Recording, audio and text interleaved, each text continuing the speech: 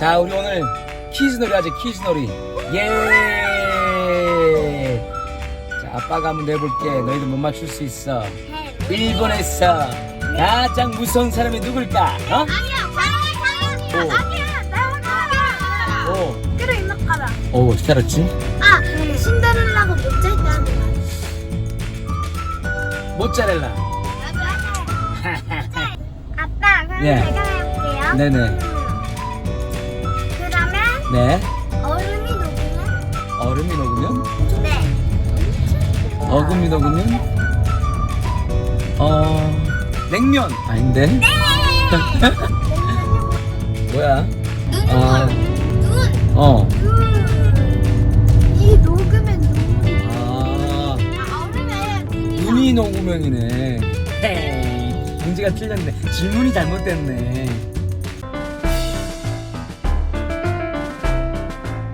안녕하십니까. 여러분들의 건강한 삶을 돕는 셋딸 아빠 백주부입니다. 오늘은 질문에 대해서 얘기하겠습니다. 질문이 변하면 인생이 변한다. 질문이 중요하다는 거 들어보셨나요?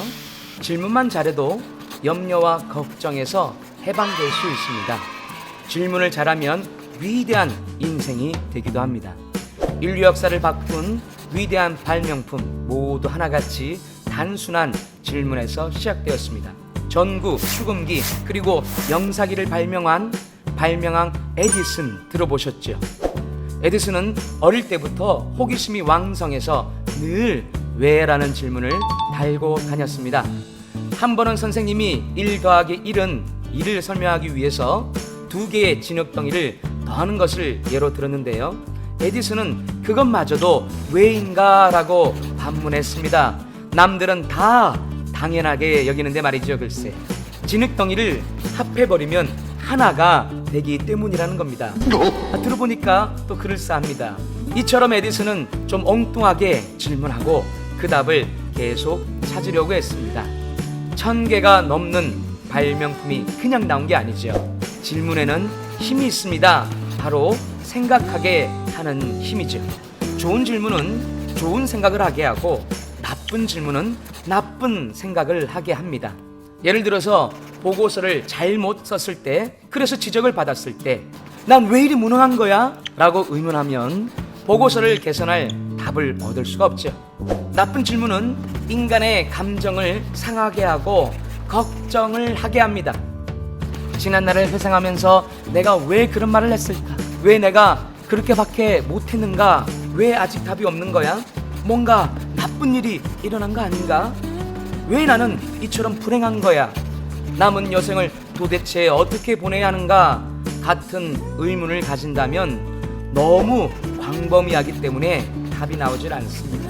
때문에 인간의 마음과 감정은 답이 나오지 않는 물음 때문에 노심초사하게 되는 것이죠.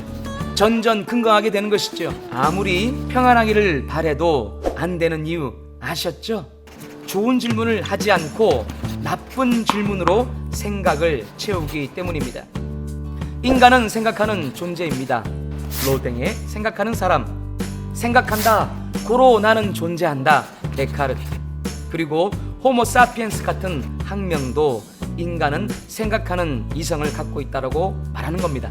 인간은 잠자는 시간 외에는 계속 생각을 합니다. 그런데 안타까운 것은 대부분 사람들이 생각하는 법을 잘 배우지 못한 채 문제를 만나고 부정적인 생각에 시달리면서 주변을 원망하거나 자신을 탓하고 학대한다는 겁니다. 해결하기보다 더 큰 문제를 야기하는 방식으로 살아가는 것이죠. 나쁜 생각의 습관이 굳어지고 성격이 되고 운명이 되는 겁니다. 그러므로 이 생각의 대부분을 좋은 생각으로 채울 수 있다면 그 사람의 운명은 분명히 바뀌게 됩니다.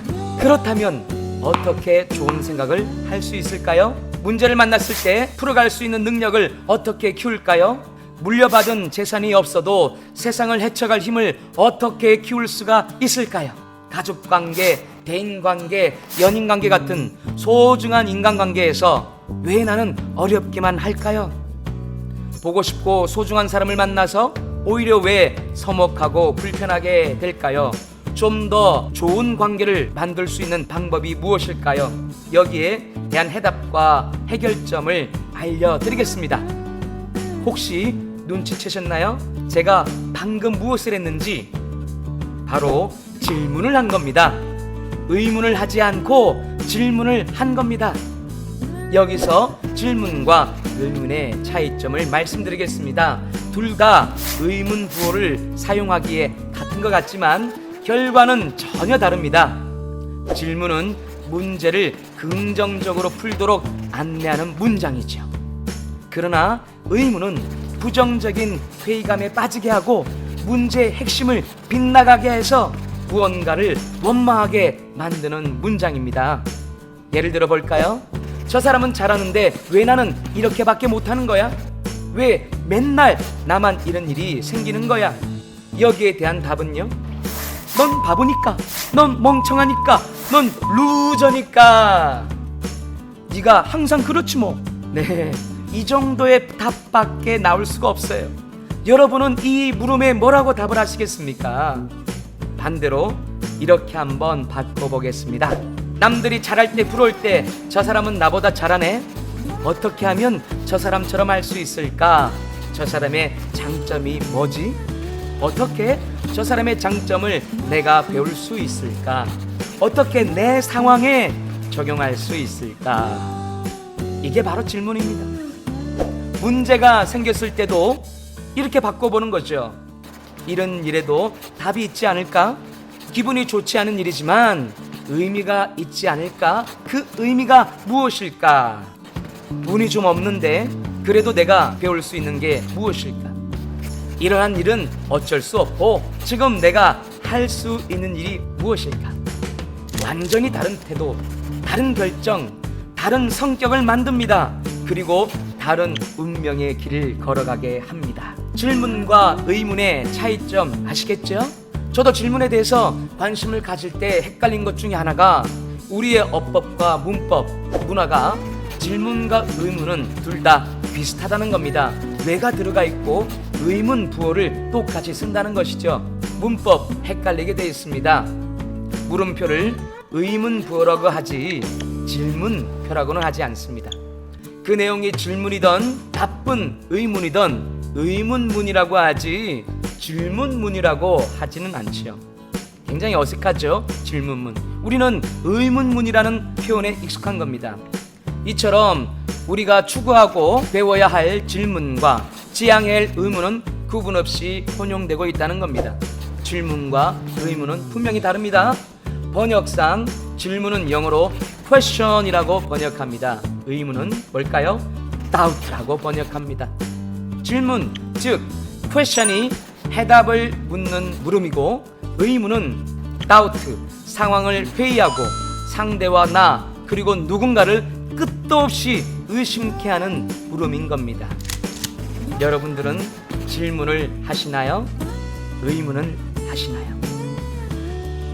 대부분의 사람은 이처럼 질문에 익숙하지 않습니다. 질문은 생각에 집중을 요구하기 때문입니다. 우리 사회는 또한 질문에 익숙하지 않습니다. 질문하면 뭔가 약점이 잡힐 것 같고 약해 보이는 것 같은 두려움이 내재되어 있기 때문입니다. 예전에 내비게이션이 없을 때 운전을 하면 저는 자주 길을 잃었습니다. 제가 좀 길치였던 것 같습니다. 그러면 같은 경로를 몇 번이나 반복하고 헤매는 겁니다. 우리는 왜 이렇게 우리의 감정과 인생의 중요한 질문에 익숙하지가 않을까요? 질문이란 상사만 하는 것 같은 위계 문화 때문입니다. 또한 어려운 상황에서 애써 생각하고 주도적이 되기보다 그냥 맡겨버리고 따라가기만 하고 싶은 수동성 때문이죠. 이처럼 위계적인 사회 분위기 그리고 개인의 수동적 성향이 원인들이 되는 것입니다. 반대로 우리는 의문에 익숙합니다. 왜냐하면 질문은 의도적으로 배우고 익혀야 하지만 의문은 인간의 불완전한 속성상 자연스럽기 때문입니다. 성경에도 불완전한 인간에게 하나님은 질문으로 대하시는 장면을 접할 수가 있습니다. 선악과를 먹고 나무 뒤로 숨어버린 아담 들어보셨죠? 아담에게 하나님은 네가 어디 있느냐라고 물으셨습니다. 나쁜 놈 하고 바로 질책하지 않고 죄를 책망하지 않고 질문하신 거죠. 전지하신 하나님이 죄 짓고 나무 뒤에 숨은 아담 몰라서 그렇게 물으신 거 아니겠죠? 회피하고 도망가는 아담이 마음을 열고 쉽게 대답할 수 있도록 대답거리를 제공해 주시는 겁니다. 그래서 아담이 마음을 열고 빛 가운데로 한 걸음 나올 수 있게 한 것이죠. 하나님은 좋으신 분입니다. 죄로 인해 머리가 굳어진 아담, 죄로 인해 마음이 어두워진 아담을 질문으로 환기시키시는 거지요. 아담아, 네가 어디 있느냐? 내가 있을 곳은 나무 뒤가 아니라 바로 내 옆이다. 내가 있을 자리는 나무 뒤가 아니라 창조주 나와 함께하는 것이다. 내가 숨어야 곳은 한 그루의 나무가 아니라 바로 내 옆에서 보호를 받는 것이다. 이 질문 하나로 많은 의미를 순간적으로 환기하고 영감을 불어넣고 있는 겁니다. 그러므로 상황에 맞는 좋은 질문은 영감을 자극하고 창의성을 증폭합니다. 여러분의 자녀관계, 동료관계, 중요한 사회관계에서 얼마든지 적용할 수 있습니다. 여러분의 아이가 부모님과 대화하기를 싫어하진 않나요? 우리 아이가 적극적이고 창의적이 되기보다 수동적이고 회피하는 아이가 되지 않나요?